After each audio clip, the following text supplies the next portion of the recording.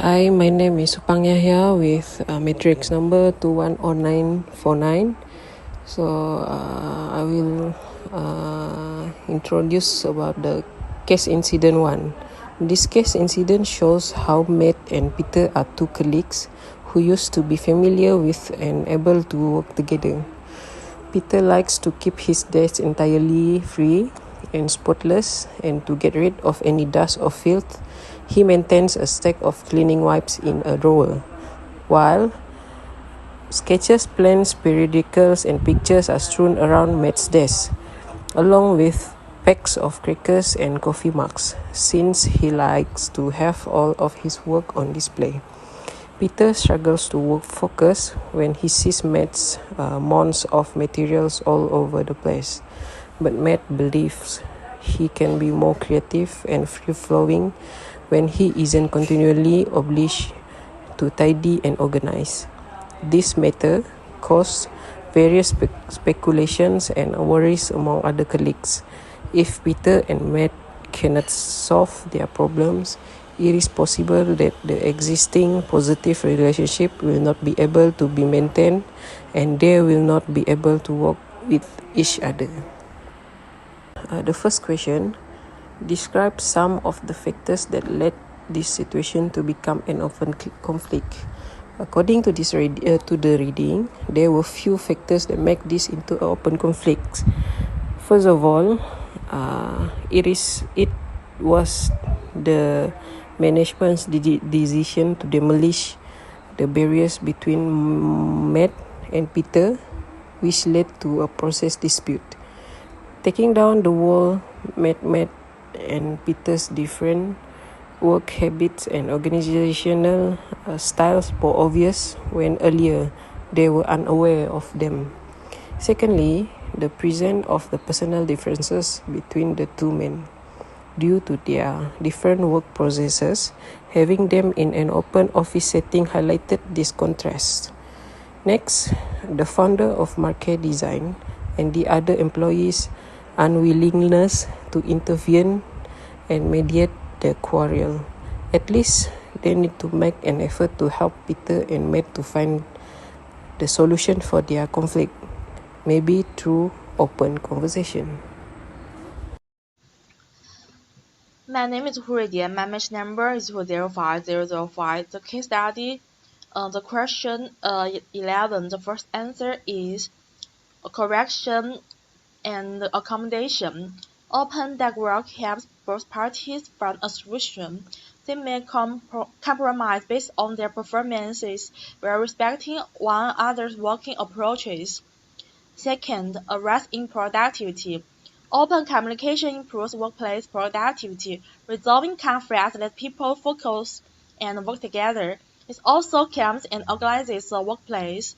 Third, a good workplace atmosphere. Matt and Peter's open communication set a good example for the team.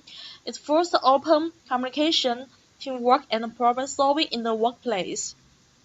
Fourth, instead of increasing a dispute, discussions should focus on finding common ground and solutions. The goal should be to balance individual performance with workplace efficiency and collections. So question 12, the first answer. Activity listen. Everyone should voice their concern where others listen. Activity listening requires attention, openness, and questioning emphasis increases. Second, determine and choose a solution. Discover people's performance motivates. Matt and Peter's whiteboard work for inspiration and creativity, where Peter prefers a neat workplace for concentration. Future leads may inspire imaginative solutions. Third, examine potential answers. Matt and Peter should create various incomplete solutions. This may involve assigning personal place, sharing storage, or setting workplace rules. A compromise should satisfy both parties. First, determine and choose a solution. Assess options for viability, usability, and suitability for Matt and Peter's. Cooperation, distribution, minimization, and good working relationship may assess. Select a workable solution. The last one, implement and then evaluate. Try the choice. Manager is performance update the algorithm to fit evolving needs. Thank you. I'm Sabrina Sadmin. My metric number is 204524, and I'll be continuing with the case study 2, Culture of Fear. So, for the introduction, we can see Sports Direct is a major sporting goods retailer in the UK. It was found to have a questionable work practices and a culture of fear within its Derbyshire warehouse. This led to an increase in presenteeism and negatively affected employee well-being, such as ambulances being frequently called due to health problems. The parliamentary committee recommended changes to improve employee well-being, and Sports Direct has implemented new policies such as staff well-being surveys. This case highlights the importance of organizational culture on employee well-being and success. To create a positive work environment, efforts must be made from all levels of the organization, prioritizing respect, communication, and employee empowerment while implementing policies that prioritize employee health and safety. That's all from me. Okay, for my part, I will explain about the second case, which is the Sport Direct case. The question is, how would you describe the culture at the Sport Direct warehouse? And how might this culture be a liability to the organization? First, culture at the Sport Direct warehouse. In my opinion, I define the culture in this Live Sport Direct organization, which is Sport Direct, as a six strike. They have a six process, which is first is verbal warning, where employees receive a verbal warning from their supervisor. Second is written warning, which is if the issue persists or if an issue arises. Uh, and next is the performance improvement plan (PIP). Next is the final written warning, where if the employees fail to meet expectation outlined. The fifth is the suspension, and the last is action is termination. So liability of it can be the liability for the organization, which is it create the counterclaim from the employees if an employee believe that disciplinary action has been taken against them, the retaliation and engaging in the protection activities such as reporting harassment, discrimination, or the other workplace violation, they may file a counterclaim. And the second is the create discrimination and unfair service.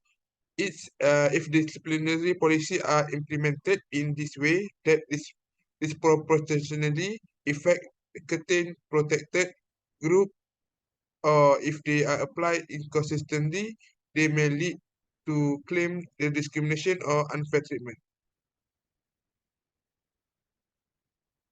Hello everyone, I will continue the presentation. My name is Muhammad Azri bin Muhammad Zan and my material number is 21077. Okay, for the characteristic of the organization culture, the firstly is innovation risk orientation.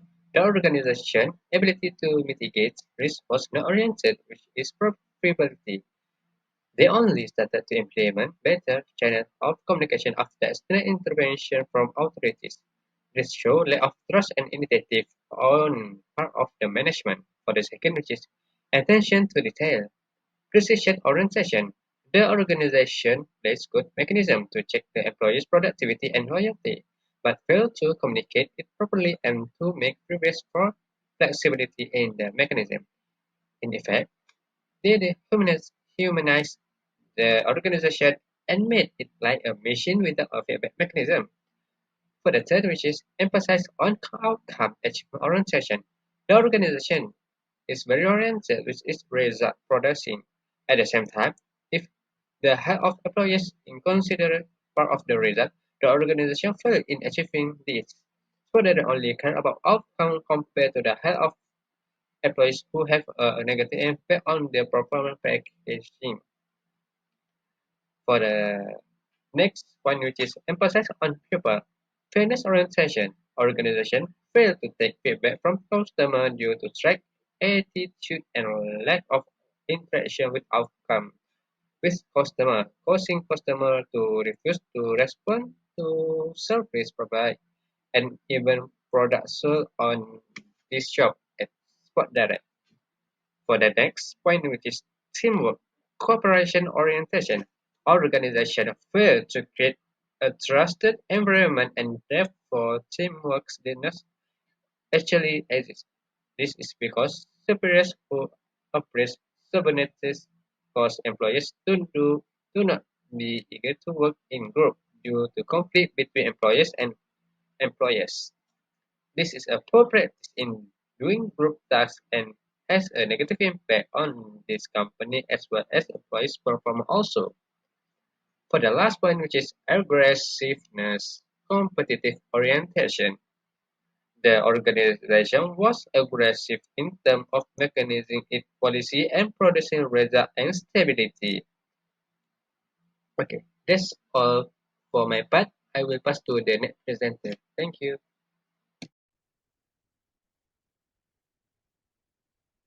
Okay. For the action that I think should be taken by the leadership is first one is leadership accountability.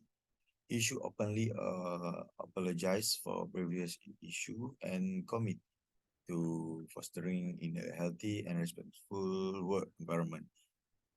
The second one is transparent and consistent in communication.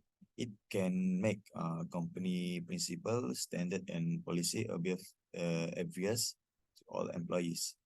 Okay, the third one is employee empowerment. The participate in decision-making processes can help promote a healthy culture. Number four is training and development. It can assist employees in understanding their rights, creating a respectful work for the atmosphere and improving their abilities. Okay. Number five is performance management. For the performance, feedback should be positive and beneficial to both personal and professional development. Number six is well-being initiative. It can help with mental and physical health, work life balance, and the stress management. Okay, second last is establish an independent oversight agency. This will help to foster employee trust while also demonstrating a commitment to fairness and accountability. And the last one is continuous monitoring and improvement. It can be applied what you have learned to make essential change and improvements to the company's policies and the practice. Okay, I think that's all my part. Thank you. To conclude, we can say that Sportsdirect's organizational culture has been criticized for poor management practices and the lack of attention to employee well-being. Their six strikes policy is an example of how disciplinary systems can create liability when not aligned with employment laws. To create positive change, Sportsdirect should take actions such as leadership accountability, transparent communication, employee empowerment, training, and development. Performance management, well-being initiatives, establishing independent oversight, and new continuous monitoring in employment.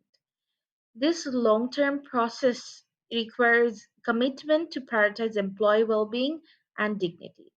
Thank you.